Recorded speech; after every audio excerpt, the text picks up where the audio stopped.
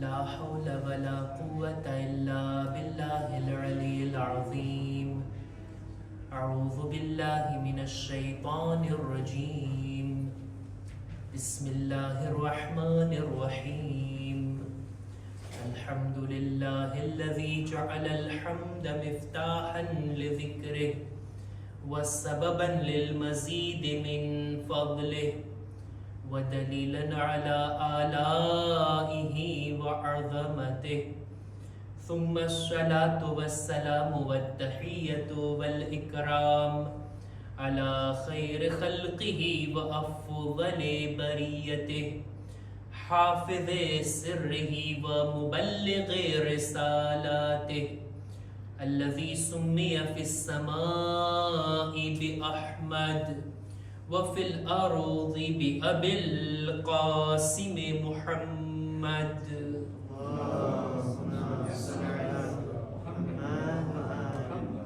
وعلى أهل بيته الطيبين الطاهرين المعصومين المظلومين ولعنة الله على أعدائهم أجمعين أما بعد فقد قال الله سبحانه وتعالى في كتابه الكريم بسم الله الرحمن الرحيم والأرض بعد ذلك دحاها صلوات بر محمد وآل محمد اللهم صل على محمد وآل محمد 25મી માહે ઝિલકાદ દહવુલ અર્ઝની મુનાસિબતથી આપણે બધા જમા થયા છીએ અને આજની તારીખની ખૂબ જ ફઝીલત છે.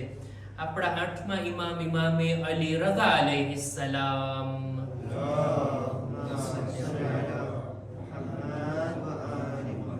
એમનાથી બયાન થયેલી રિવાયત મુજબ સૌ પ્રથમ જમીન કે જે પાણીમાંથી બહાર ઉપસી આવી અને ખુદાએ આ જમીનને ફેલાવી ઈ તારીખ છે દહવુલ અર્ઝ. ખાને કાબા જે જગ્યા ઉપર છે ઈ જમીન સૌ પ્રથમ પાણીથી બહાર નીકળી અને ત્યારબાદ પૂરા મક્કા શહેરની જમીન અને ઈ જ કારણ છે કે ઈ જગ્યાને ઈ શહેરને ઉમ્મુલ કુરા કહેવામાં આવે છે. આ રિવાયત આપણા 8મા ઇમામથી છે કે આ તારીખ દહવુલ અર્ઝ તરીકે બયાન થઈ છે. કુરાન મજીદમાં પણ સૂરે નાઝિઆતની આ આયત કે જેમાં દહવુલ અર્ઝનો zikr છે વલ અર્ઝ બઅદ ઝાલિકા દહાહા ખુદાએ આ જમીનને ફેલાવી જાણે કે બિછાવી જેથી ઇન્સાનો આ જમીન પર વસવાટ કરી શકે અને જિંદગી ગુજારી શકે. અમીરુલ મુમિનીન હઝરત અલી ઇબ્ન અબી તાલિબ અલૈહિસ્સલામ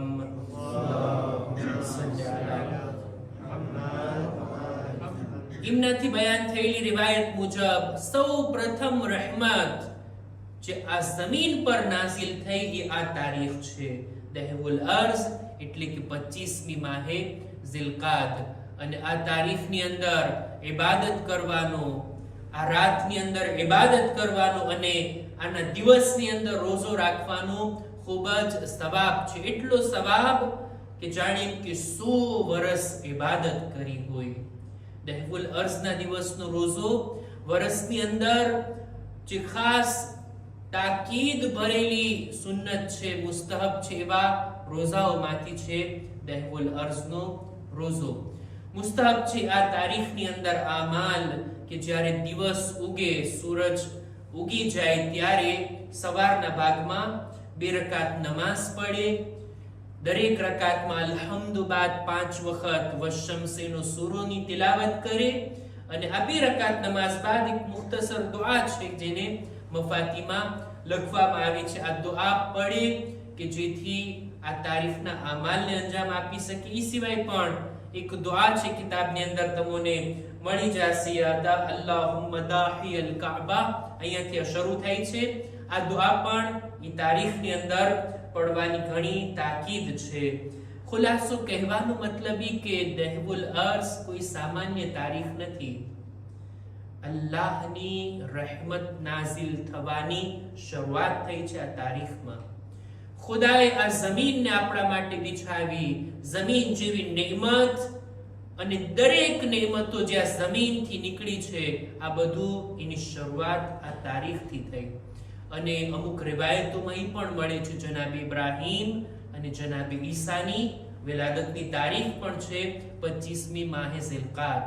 ઘણો જ અઝીમ દિવસ છે, એવો દિવસ કે જેની અંદર અલ્લાહની ઇબાદત કરવામાં આવે, અલ્લાહની નેમતોને યાદ કરવામાં આવે અને એની નેમતો પર શુક્ર બજાવી લાવવામાં આવે.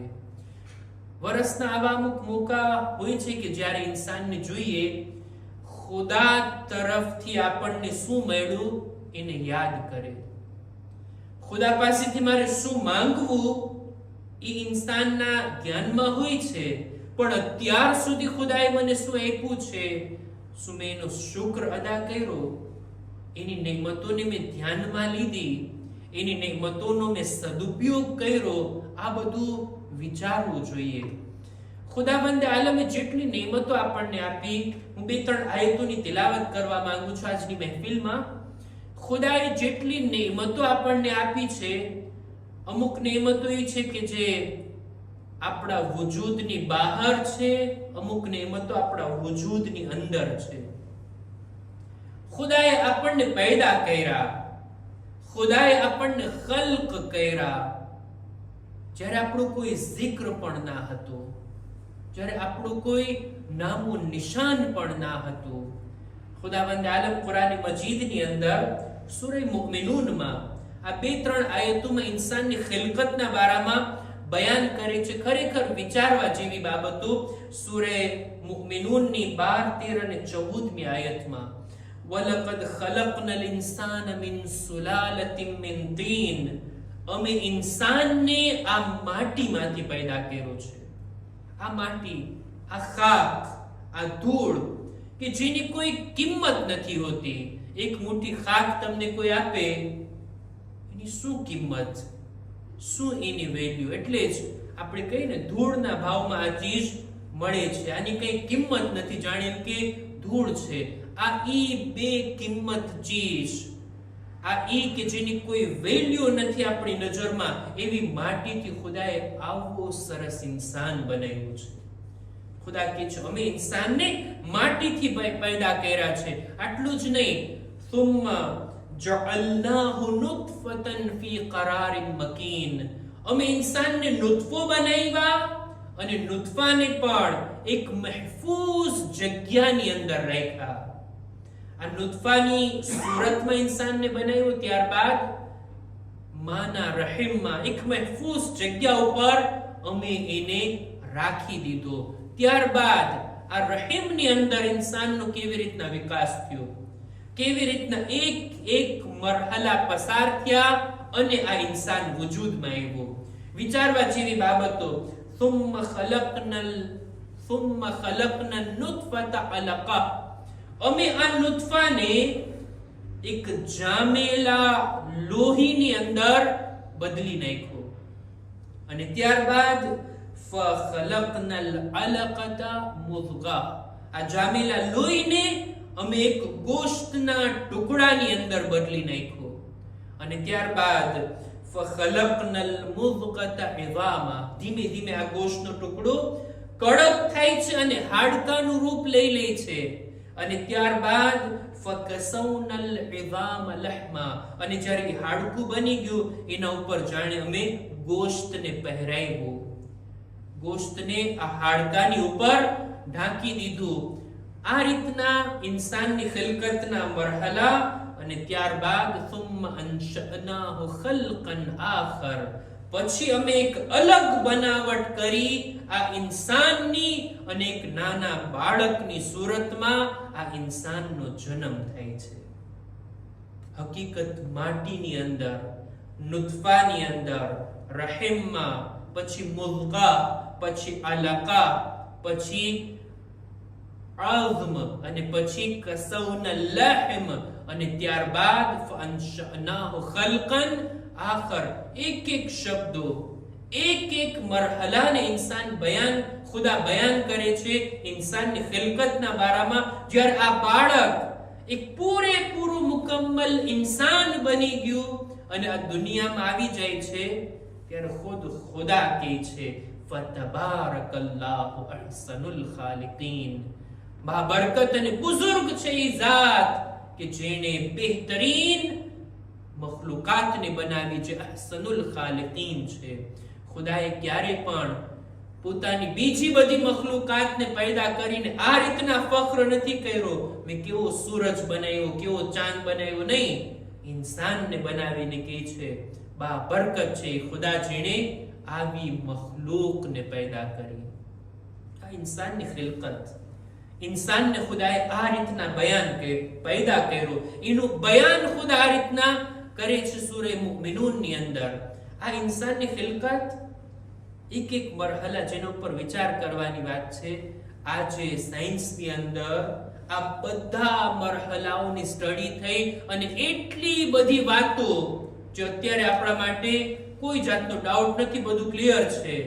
પણ એ સમયમાં ખુદા બયાન કરે છે જ્યારે આવા કોઈ મેડિકલ સાયન્સના ઇલ્મનો વજૂદ નહોતો કે કેવી રીતના ઇન્સાન પેદા થાય, કેવી રીતના એનો વજૂદ, કેવી રીતના વિકાસ થાય, માના શિકમની અંદર કેવી રીતના આવો બાળક બની શકે. આ બધું ખુદાએ એક એક મરહલાને ગણાવ્યા છે.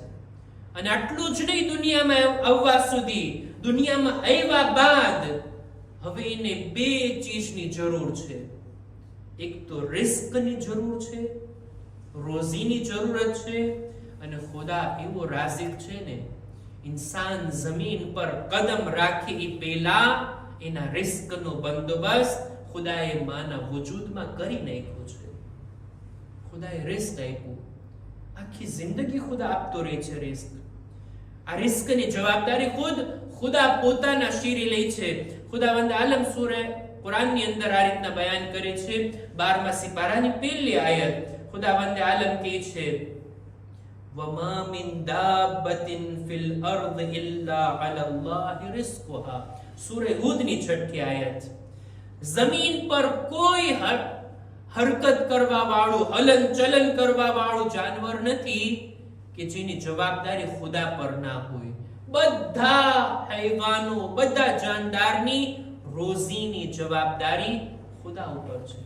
ખુદાએ પેદા પણ કરી લીધા, રિસ્કનો બંદોબસ્ત પણ કરી લીધો. અને આટલું જ નહીં, રોઝી ઇન્સાનના બદનની જરૂરત છે ને. એક જાતની રોઝી છે કે જે ઇન્સાનના રૂહની જરૂરત છે. ફક્ત બદનની રોઝી નહીં, રૂહના રિસ્કનો પણ ખુદાએ બંદોબસ્ત કર્યો. ખુદાવંદ આલમ કુરાન મજીદમાં સૂરે નહલની આ આયતમાં ફરમાવે છે કે વલ્લાહુ અખરજકુમ મિન બુતૂન ઉમ્મહાતિકુમ લા તઅલમૂન શૈઆ. એ લોકો, જ્યારે તમે તમારા માના પેટથી જન્મ લીધા ને, તમે કંઈ નહોતા જાણતા, કંઈ નહોતું આવડતું, ઝીરો હતું, કંઈ ઇલ્મ ના હતું. પણ એમ નથી કે ઇલ્મ હાસિલ નહીં કરી શકો, તમને ઇલ્મ હાસિલ કરવાના જરિયા અને વસીલા ખુદાએ ફરાહમ કર્યા. ખુદા એ જાતનું નામ છે કે વજઅલ લકુમુસ સમઅ વલ અફઇદા વલ અબસાર. વજઅલ લકુમુસ સમઅ વલ અબસાર વલ અફઇદા. એ ખુદા કે જેણે તમારા માટે સાંભળવાના કાન અને જોવાની આંખ આપી. ઇલ્મ આનાથી જ આપણે મેળવતા હોય ને, સાંભળીને અથવા તો જોઈને, વાંચીને. ખુદાએ આ ઇલ્મ મેળવવાના સાધનો પણ ઇન્સાનને આપ્યા. વલ અફઇદા, આ દિલ આપ્યું જે ઇન્સાન વિચાર કરી શકે, સમજી શકે, જાણી શકે, એનાલાઇઝ કરી શકે દરેક પોતાની ઇન્ફોર્મેશનને. આ બધું ખુદાએ આપ્યું. શા માટે? લઅલ્લકુમ તશકુરૂન, જેથી એ મારા બંદા તું શુક્રગુજાર બની જા. ઇન્સાન પોતાની ખિલકતને જુએ, પોતાને મળતા ખુદા તરફથી રિસ્કને જુએ, ઇલ્મ હાસિલ કરવાના સાધનોને જુએ, અને આ ઇલ્મ જે કંઈ હાસિલ કર્યું છે એને જુએ. આ બધું જોઈ અને શું કરવાનું છે? અલ્લાહનો શુક્ર અદા કરવાનો છે. ખુદાની આ બધી નેમતો. પણ ઇન્સાન શુક્ર કરવાના બદલે, શુક્રગુજારી કરવાના બદલે નિዕમતોને યાદ કરી અને શુક્રના સજદા કરવાના બદલે ઇન્સાન ક્યારેક અકડે છે, અભિમાન કરે છે, ગુરૂર અને તકબ્બુરમાં આવી જાય છે. આ દહેવુલ અર્શ છે ને, જમીનના પેદા થવાની, જમીનના બિછાવવાની આ તારીખ છે ને, આ જમીન, આ દુનિયા, આ પૂરી કાયનાતની અંદર આપણી આ દુનિયા, એની હકીકત કેટલી? આ પૂરી યુનિવર્સની અંદર આ જમીન, એની હકીકત કેટલી? એક ડોટની માફક છે ને, એક પોઈન્ટની માફક છે ને. આખી આ દુનિયા, કાયનાત, આટલા ચાંદ, સૂરજ, સિતારા, એની દરમિયાન દુનિયાની હકીકત કેટલી? સાવ નાની એવી દુનિયા. એ દુનિયામાં પણ કેટલા કરોડ ઇન્સાનો છે, એમાં ખુદ મારી હકીકત કેટલી? ઇન્સાન આ રીતના વિચાર કરે જોઈએ. એ ઇન્સાન કે આ દુનિયામાં રહીને જેની હકીકત પૂરી કાયનાતમાં એક પોઈન્ટની માફક, એ દુનિયામાં આ ઇન્સાન, કરોડો ઇન્સાનની દરમિયાન પોતે એકલો થોડોક માલ અને થોડીક જમીનના ટુકડાને લઈ અને અકડે છે ને અભિમાન કરે છે. ગુરૂર અને તકબ્બુર, એ પણ કોની સામે? ખુદાની સામે. સૂરે ઇન્ફિતારની આયત ખુદાવંદ આલમ ફરમાવે છે, યા અય્યુહલ ઇન્સાન મા ગર્રક બિરબ્બિકલ કરીમ. એ ઇન્સાન, કઈ ચીજ તને અલ્લાહની સામે ગુરૂર અને તકબ્બુર તરફ લઈ આવે છે, અભિમાન કરવા સુધી લઈ આવે છે? અલ્લઝી ખલકક ફસવ્વાક ફઅદલક. એ ખુદા કે જેને તને પેદા કર્યો, તારા વજૂદને બરાબર બેલેન્સ કરીને તને મુનઝ્ઝમ અને જેવી રીતના તારી રચના, તારી બનાવટ છે એવો સારો તને બનાવ્યો છે, એની સામે તું તકબ્બુર કરે છે, અભિમાન કરે છે. હા, બંદો તકબ્બુર કરતો હોય, ગુરૂર કરતો હોય, કયા સમયે, કઈ ઘડી ઉપર? બસ આજનો પૈગામ બયાન કરીને હું વાતને પૂરી કરું.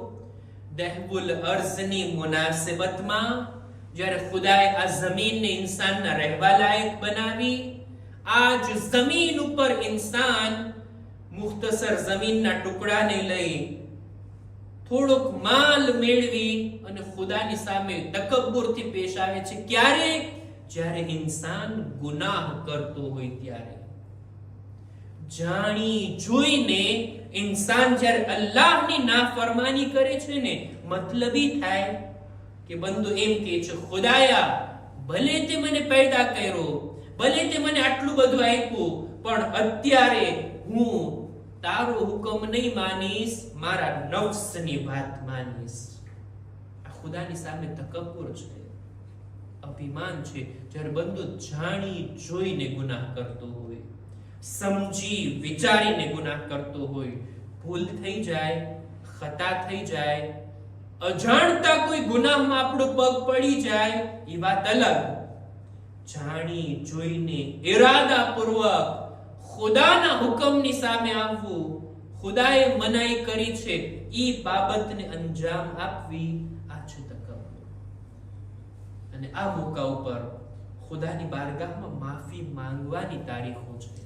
આ દહેવુલ અર્શ જેવી મુનાસિબત, ત્યારબાદ યૌમે અરફા જે આવવાનો છે, આ બધી મુનાસિબતો એ છે જ્યારે ઇન્સાન તૌબા કરે, ખુદાના રસ્તા તરફ પલટીને આવે, અને સાથોસાથ આ ઈ તારીખો છે કે જેની અંદર અલ્લાહની નેમતોને યાદ કરે, ખુદાએ કેટલું આપણને અતા કર્યું છે એને યાદ કરે. જો ઇન્સાન અલ્લાહની નેમતોને ધ્યાનમાં લેશે ને, તો શુક્રનો જઝ્બો પેદા થશે. ઇન્સાન શુક્ર અદા કરવા તરફ આગળ વધશે, અને શુક્ર કરવાથી ફાયદો ખુદાનો નથી, ફાયદો ખુદ બંદાનો છે. લઇન શકરતુમ લઅઝીદન્નકુમ. શુક્ર અદા કરશો તો અમે તમારી નેમતોમાં ઓર વધારો કરશો. ખુદાની બારગાહમાં દુઆ ગુજારીએ, પરવરદિગારા, અમોને તારી, તારા રસૂલની, તારી હુજ્જતની મારિફત અતા ફરમા. તારી નિમતોની કદર જાણીને એનો શુક્ર અદા કરવાની તૌફીક અતા ફરમા. પરવરદિગારા, દહેવુલ અર્શની મુનાસિબત પર આ તારીખની અંદર તારી બારગાહમાં દુઆ ગુજારીએ છીએ. ખુદાયા, ચાહતા માસૂમીનના વસીલાથી જે કોઈ પણ બીમાર છે, શિફાએ કામિલા અતા ફરમા. ખાસ કરીને જમાતના પ્રમુખ સાહેબની તબિયત ખરાબ છે ખુદાયા, એમને પણ જલ્દીથી સેહત અને તંદુરસ્તી અતા ફરમા.